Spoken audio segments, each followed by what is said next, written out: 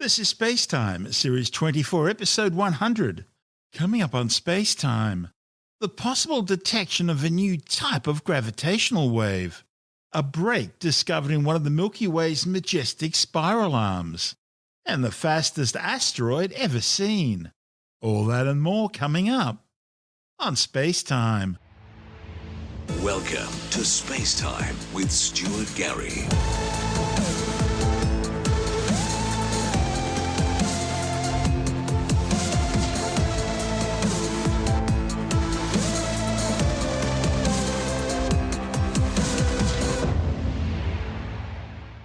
Scientists using a groundbreaking new high-frequency gravitational wave detector have made two possible detections which are sparking a lot of excitement. Researchers are yet to determine exactly what it is they've detected. The two events, which have never been seen before, were spotted during the device's first 153 days of operations. The study's authors say the detections could be signs of high-frequency gravitational waves generated by primordial black holes, or possibly even a cloud of dark matter particles.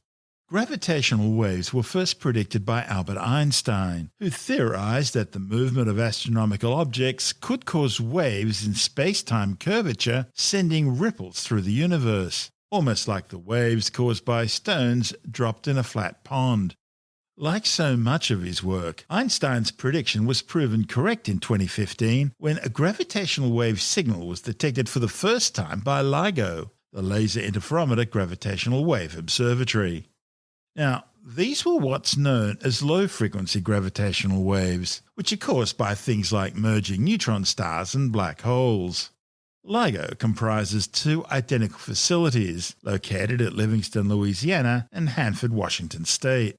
Each LIGO observatory fires lasers into a beam splitter, which then shoots the beams along two perpendicular 4-kilometre long tubes equipped with mirrored test masses at each end.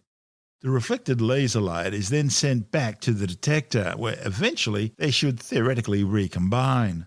However, as a gravitational wave, generated by something like a moving mass or merging black holes, passes through the cosmos, it causes the very fabric of space-time to stretch and compress ever so slightly, by just a fraction of the diameter of a proton. Local space-time, including the two beamlines and the test masses, are stretched and compressed ever so slightly, leaving them out of phase, the signature of a gravitational wave event. Using multiple gravitational wave detectors allows scientists to determine the direction of the wave source.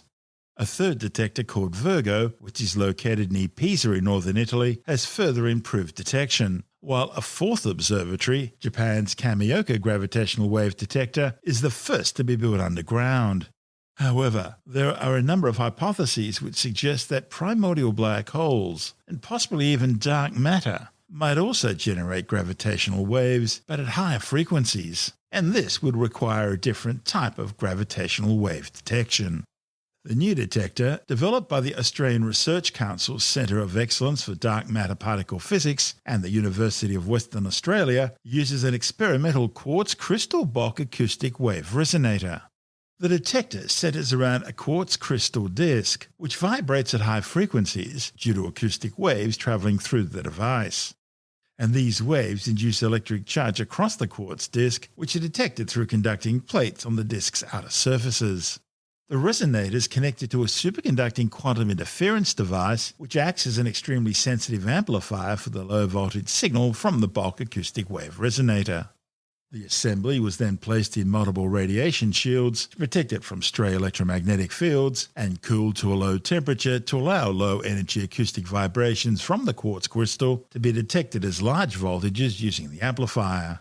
The two newly discovered signals, whatever they are, have now been reported in the American Physical Society's journal APS Physics.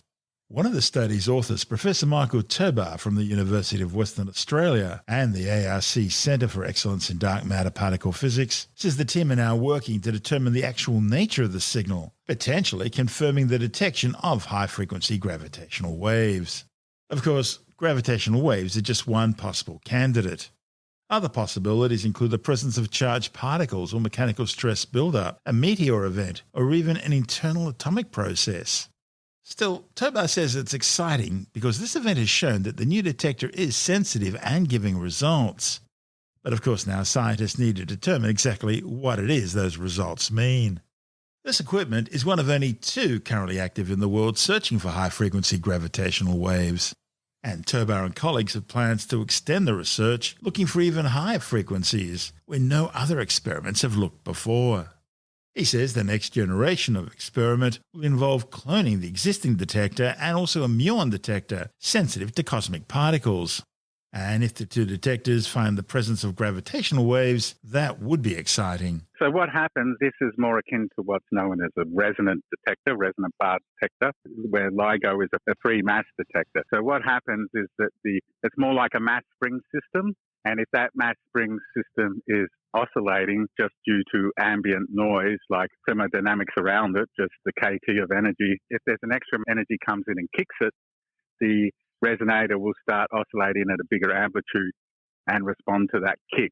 And your job's to work out what's causing the kick. Yeah, because we built this system very isolated from anything. It's got shielding from the environment, and generally we just see the motion due to the random temperature, and we just monitor that random temperature. Then out of the 153 days, we saw 2 clear kicks that the crystal got. In the crystal, there's different modes of vibration, just like in a structure like a bridge or something, we'll have different modes of vibration at different frequencies. Sure. And when we're monitoring different frequencies, we noticed that these kicks only occur close to 5 megahertz. So we were monitoring one mode at 5 megahertz and another one, I think it was 8 or 9 megahertz. I can't remember exactly. And that one never saw this kick. It means that the energy of the gravity waves is determined by its frequency. If they were gravity waves, or the energy of the process we're detecting is around equivalent to 5 megahertz in frequency. Right. Energy is usually given by maybe Planck's constant times frequency. Whatever the energy of whatever the frequency of the gravity wave is, we detected around 5 megahertz, but we didn't see it in the other modes that were not at 5 megahertz. So there's some process happening that's giving the crystal a kick, a sort of like an impulse kick around the 5 megahertz in frequency. And you can rule out things like quantum fluctuations, the Casimir effect? Well, the Casimir effect's more of that's more like a random fluctuation like temperature, so that wouldn't give such a kick. So this has to be some sort of process signal that's coming in externally and kicking. So either it could be like relaxation in the crystal, but it's around, I don't know why that would be around 5 megahertz, or it could be an external excitation like gravity wave or a cosmic ray or something like that, giving it a kick. With the funding we had, we just built one system and then we just get it running. We kept it running and then we just looked at data. And it was a surprise to see these 2 events. And so now we have to determine what these events are. Back in 2014, Maxime, who was first author on the paper, and I worked out that these things would be sensitive to high-frequency gravity waves, and we published a proposal. Then we got some funding from the ARC to test some fundamental physics with our technology, and part of that grant was to look for these high-frequency gravity waves. So with the money we had, we built a system. We cooled to very low temperatures and read out with what's known as a superconducting quantum interference device, or a SQUID, which is a quantum-limited amplifier. And then we can measure the thermal noise. We were able to measure the temperature of the surroundings by looking at how the modes were excited. And we were able to calibrate the detector if a gravity wave did hit it. And then we teamed up with my ex-PhD student and now professor in Glasgow, Seong Heng, to see how we could, because he works on LIGO, on the data analysis in LIGO, but he came from our lab. And so we used to work together on this bigger resonant bar, niobium bar, that was here in the lab. This was at UWA back in the 80s and 90s. And it was a big 1.5-ton resonant bar. And myself, Eugene, who's also a co-author on the paper, were one of the main researchers. I did my PhD on that. And we looked at this big 1.5-ton niobium bar to detect gravity waves at about 700 hertz. And then I was realizing as then Maxime came to work with us from France, did his PhD in France, and because I was interested in his high Q quartz technology, and he brought that technology here to Perth, and we started using it to a range of tests of fundamental physics, including a lot of different tests, not just gravity waves. quantum gravity and Lorentz invariance. We've used these devices. It occurred to me that these devices would also be sensitive to gravity waves because I saw some papers who were trapping spheres with optics and looking at the resonant frequency of those trapped spheres to look for gravity waves. And it occurred to me that these were higher Q and had good properties, and we could look at 5 megahertz. Then Maxime and I went and calculated the sensitivity and published a proposal paper in 2014. That was before LIGO detected anything. And then we set about building it, and with our funding and resources, we finally built it and got a student who was Will Campbell working on it. And we got it running, and we got the data, and he looked at the data and found these events. And then we confirmed them with Yong Heng, who had a look at our data and confirmed that there was some smaller events with lower signal to noise ratio, but we couldn't with any confidence say they were events. But there was definitely 2 events we could say with confidence are events, and due to some external source of excitation. Now, we built the detector to detect gravity waves, so that's one possibility because we know it's sensitive. But to do proper, to determine whether they are, we have to build more than one and do cross correlations and make sure that they occur at the same time. We got these events occurring at the same time in 2 different modes, near 5 gigahertz. So whatever the process is, we know that they're occurring around 5 megahertz, and they have a certain, like an impulse, because it has a certain width and it can excite more than one mode. So we know that. And so now we want to build more than one system and do a proper job to work out what these are. And that is a step up in experimental physics, because we have to build all sorts of BETO systems. We've got to look for cosmic particles to make sure it's not cosmic particles exciting the system, and determine whether these are just maybe local stress releases in the crystal, or maybe some event coming from the cosmos, which could be gravity waves, or it could be cosmic rays, or because they can excite the crystal too. If it was cosmic rays, we might expect to see more events, unless they're really high energy events. We would have expected to see more. Yeah, because they're reasonably common. Yeah, that's right. Could also be a dark matter WIMP particle, which is what our centre is. We've got a centre of excellence. That would be very exciting. Yeah. Well, whatever it is, we need to find out what they are. Right? Whatever we find out will be exciting. Even if it's something more boring in the structure itself, it's still a finding that people haven't. We're going to find out something new. We need to find out what these events are. Yeah, you've created a mystery. That's right. This carries on from LIGO and Virgo, and there's a new one in Japan as well, and they're looking at much lower frequencies. That's right. They're detecting things like merging black holes and neutron stars and things like this. They're looking at expected events, which is expected in current physics. Up at 5 megahertz, not many signals are expected because it's a bit theoretical, but there are some predicted signals that could occur, and also if certain physics exists, like maybe an axion dark matter exists and you get a collapsing, you've got all these axions around the black hole and they collapse. They can make a high frequency gravity wave too that just emits as a burst.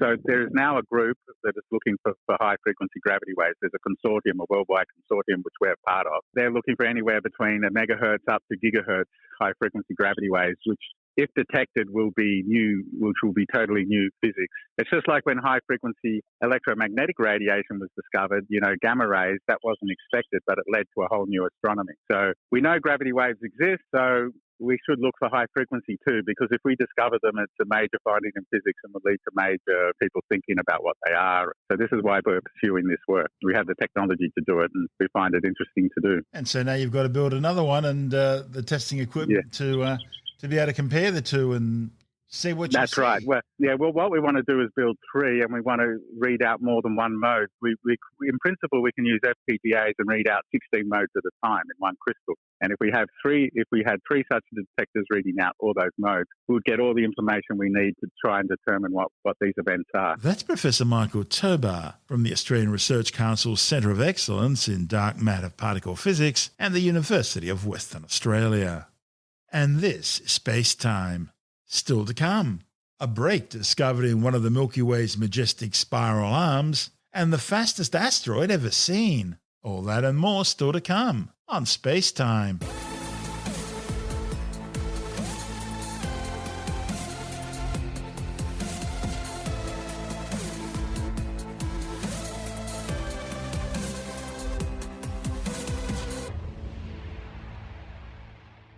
Astronomers have discovered what appears to be a break in one of the Milky Way's majestic spiral arms. The newly discovered feature, reported in the Journal Astronomy and Astrophysics, offers fresh insights into the large-scale structure of our galaxy, which is difficult to study from Earth's position deep inside it. It's a bit like trying to see the forest for the trees. The spiral arm break is actually a previously unrecognised contingent of young stars and star-forming gas clouds sticking out from one of the Milky Way spiral arms, sort of like a splinter poking out of a plank of wood. Stretching out some 3,000 light-years, this is the first major structure identified with an orientation so dramatically different from that of the galactic arms. Astronomers have a rough idea of the size and shape of the Milky Way and its arms, but much remains unknown. That's because we're located deep inside the galaxy, and much of it is hidden behind foreground stars, gas, dust clouds, and of course the galactic bulge. Therefore, astronomers can really only infer a lot about the galaxy's structure indirectly. To learn more, the authors focused on a nearby portion of one of the galaxy's spectacular spirals, known as the Sagittarius Arm. Our solar system lies near a small partial arm called the Orion Spur, which is located between the Sagittarius and Perseus arms. The authors used infrared data from NASA's Spitzer Space Telescope to detect newborn stars nestled deep inside the molecular gas and dust clouds where they form. While the visible light from these new stars remains hidden by the surrounding clouds, Spitzer could see the infrared wavelengths which the stars are emitting. And because young stars and nebulae are thought to align closely with the shape of the arms they reside in, this provides astronomers with a two-dimensional map of where they are and consequently where the spiral arm is. To get a three-dimensional view of the arm segment, the authors turned to the European Space Agency's Gaia mission to measure the precise distances to these stars. The combined data revealed that the long, thin structure associated with the Sagittarius arm is made up of young stars moving at nearly the same velocity and in the same direction through space. The study's lead author, Michael Kuhn from Caltech, the California Institute of Technology, says a key property of spiral arms is how tightly they wind around a galaxy, which is measured by the arm's pitch angle. Now, a circle has a pitch angle of 0 degrees, and as the spiral becomes more and more open, the pitch angle increases. Most models of the Milky Way suggest the Sagittarius arm forms a spiral that has a pitch angle of around 12 degrees, but this newly discovered structure has a pitch angle of nearly 60. Similar structures, sometimes called spurs or feathers, are commonly found jutting out of the arms of other spiral galaxies, and for decades scientists have wondered if the Milky Way spiral arms is also dotted with these structures, or alternatively, whether it's all relatively smooth. The newly discovered features contain 4 well-known nebulae of breathtaking beauty. The Eagle Nebula, which contains the famous Pillars of Creation, the Omega Nebula, the Trifid Nebula, and the Lagoon Nebula. In the 1950s, astronomers made rough distance measurements to some of the stars in these nebulae, and from that were able to infer the existence of the Sagittarius arm. And it was that work which provided some of the first evidence of our Milky Way galaxy's spiral structure. This is SpaceTime. Still to come, the fastest asteroid ever seen, and a new study shows that Martian snow is awfully dusty. All that and more still to come on SpaceTime.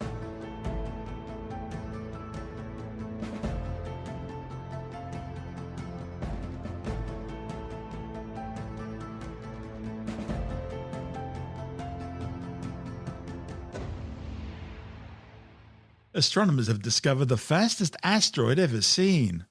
The kilometre-wide space rock, named 2021 PH27, takes just 113 days to complete each orbit of the Sun. It is a highly elongated elliptical orbit, which takes it to well within 20 million kilometres of the Sun, and a semi-major axis of 70 million kilometres, meaning it crosses the orbits of both Mercury and Venus.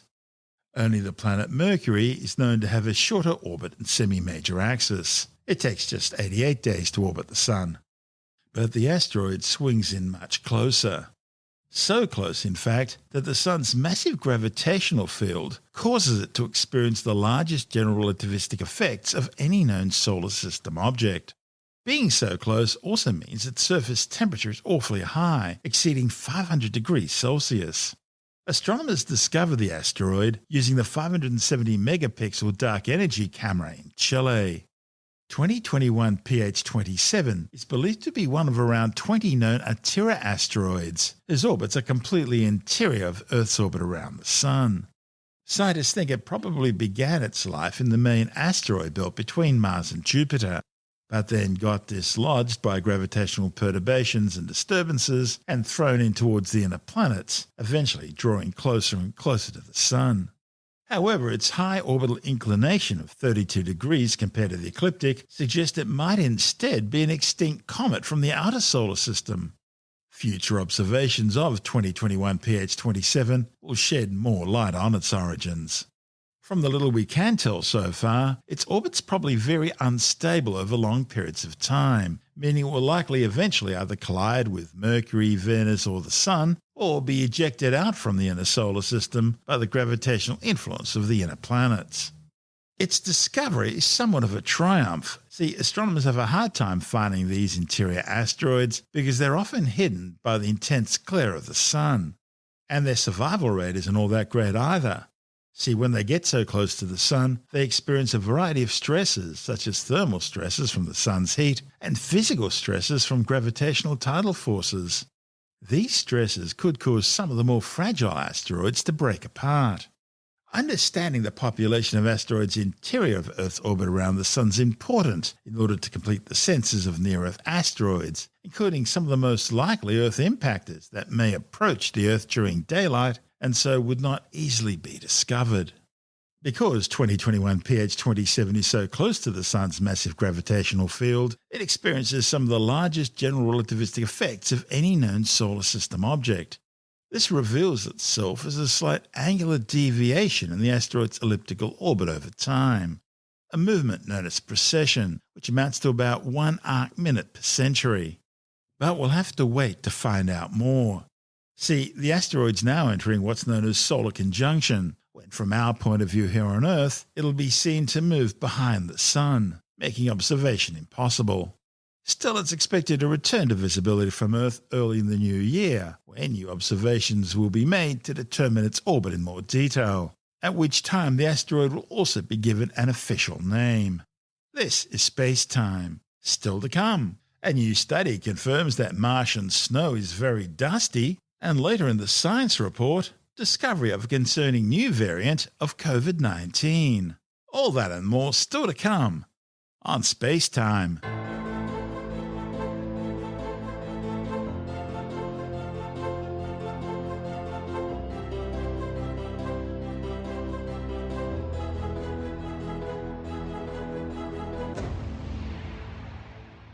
A new study has confirmed that Martian snow is actually very dusty.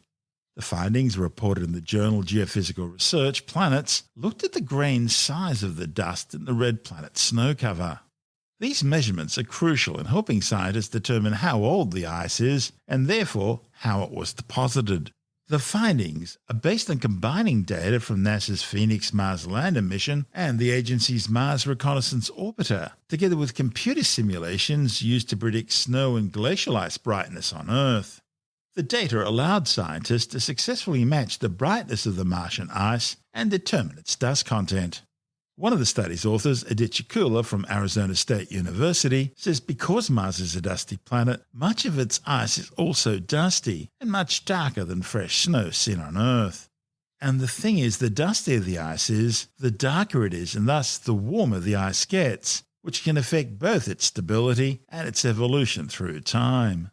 Under the right conditions, it also means that the ice could melt on Mars. Kula says there's a chance that this dusty and dark ice might melt a few centimetres down, and any subsurface liquid water produced from the melting would be protected from sublimating in Mars's ultra-thin atmosphere by the overlying blanket of ice. Based on their simulations, the authors predict that the ice dug up by the Mars Phoenix lander mission was formed from dusty snowfall sometime over the last million years, which is similar to other ice deposits previously found across the Martian mid-latitudes. And this all supports the widely believed hypothesis that Mars has experienced multiple ice ages throughout its history. and it looks like the ice being exposed throughout the mid-latitudes of Mars is a remnant of this ancient dusty snowfall. This is SpaceTime.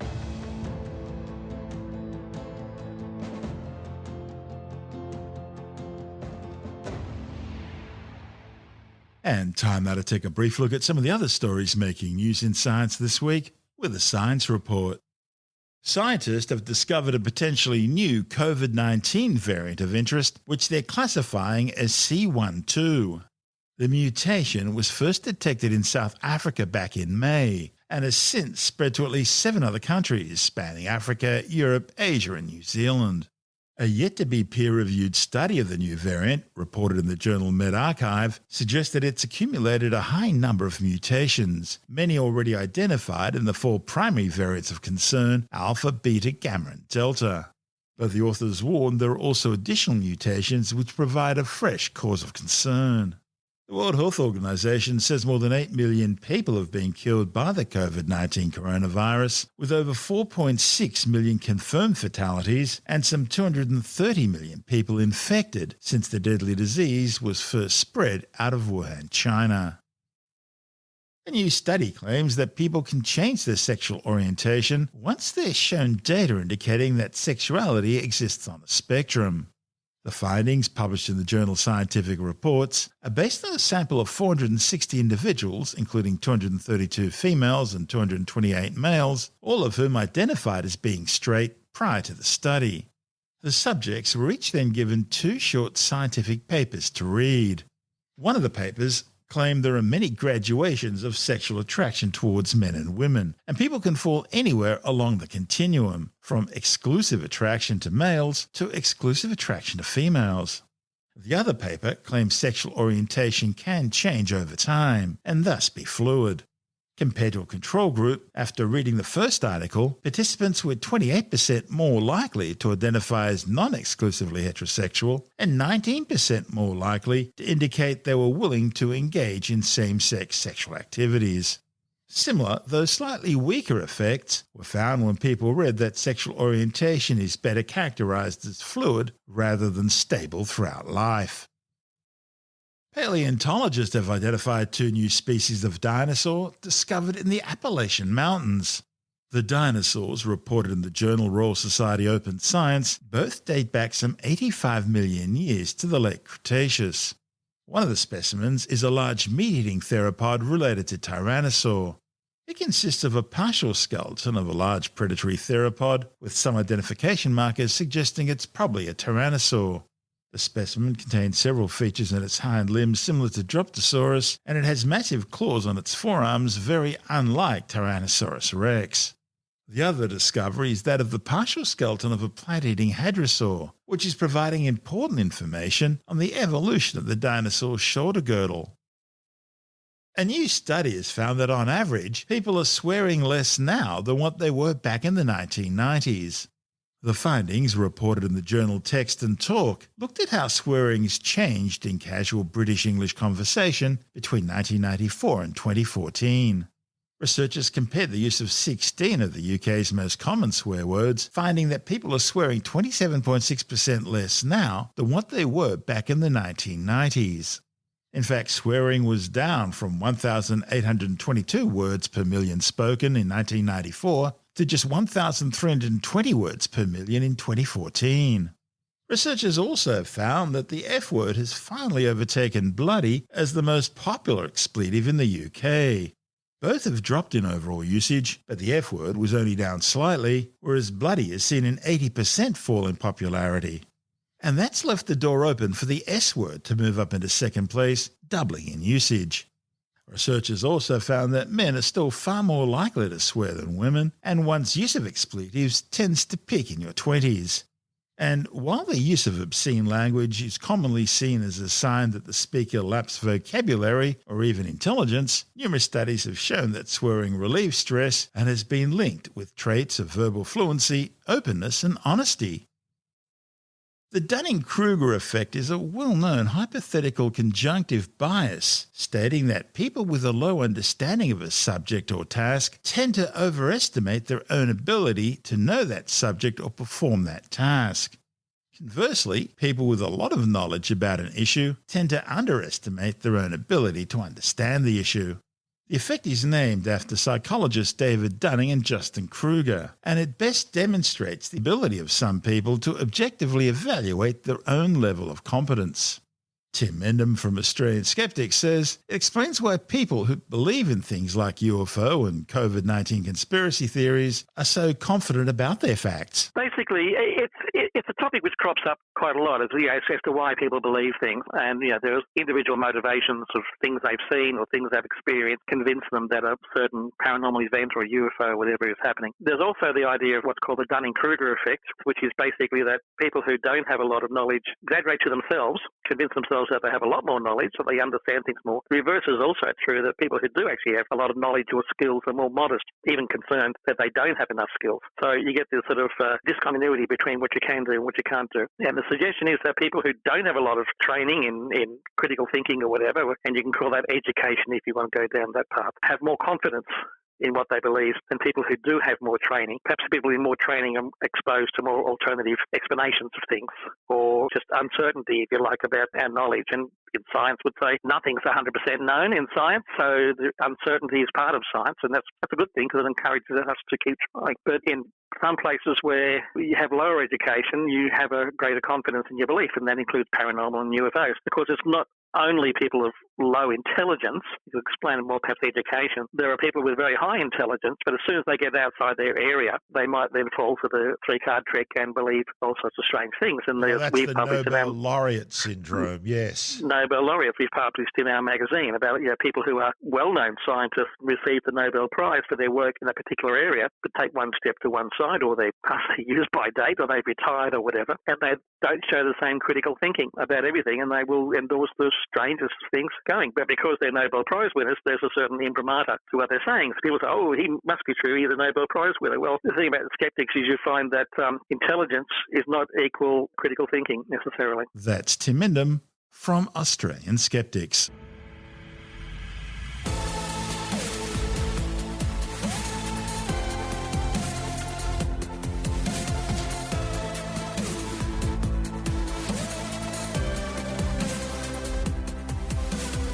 And that's the show for now. SpaceTime is available every Monday, Wednesday and Friday through Apple Podcasts, iTunes, Stitcher, Google Podcast, Pocket Casts, Spotify, Acast, Amazon Music, Bytes.com, SoundCloud, YouTube, your favourite podcast download provider, and from spacetimewithstuartgary.com. SpaceTime's also broadcast through the National Science Foundation on Science Zone Radio and on both iHeartRadio and TuneIn Radio. And you can help to support our show by visiting the SpaceTime store for a range of promotional merchandising goodies, or by becoming a SpaceTime patron, which gives you access to triple-episode commercial-free versions of the show, as well as lots of bonus audio content which doesn't go to air, access to our exclusive Facebook group, and other rewards. Just go to spacetimewithstuartgary.com for full details. And if you want more SpaceTime, please check out our blog, where you'll find all the stuff we couldn't fit in the show, as well as heaps of images, news stories, loads of videos, and things on the web I find interesting or amusing. Just go to spacetimewithstuartgary.tumblr.com. That's all one word, and that's Tumblr without the E. You can also follow us through @StuartGary on Twitter, @SpaceTimeWithStuartGary on Instagram, through our SpaceTime YouTube channel, and on Facebook, just go to facebook.com/SpaceTime with Stuart Gary. And SpaceTime is brought to you in collaboration with Australian Sky and Telescope magazine, your window on the universe. You've been listening to SpaceTime with Stuart Gary. This has been another quality podcast production from Bytes.com.